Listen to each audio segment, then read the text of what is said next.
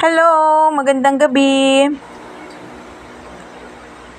Pag-usapan natin kung ano ang criminal investigation. Now, anong ibig sabihin ng criminal investigation?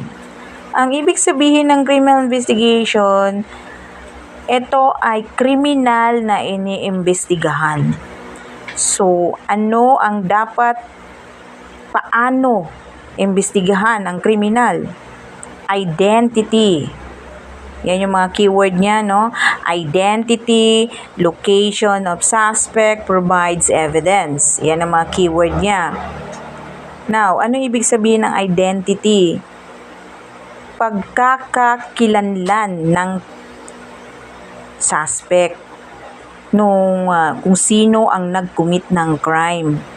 Kilalanin kung sino ang nag-commit ng crime, kung sino siya.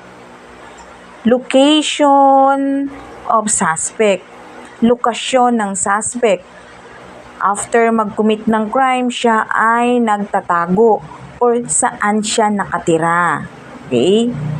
And provides evidence. Dapat meron kang sapat na ebidensya against him, laban sa kanya.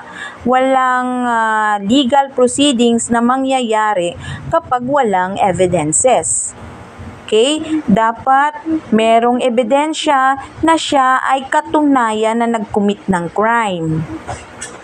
For example, doon sa crime scene, naiwan niya ang kanyang tsinelas at naiwan niya ang kutsilyo.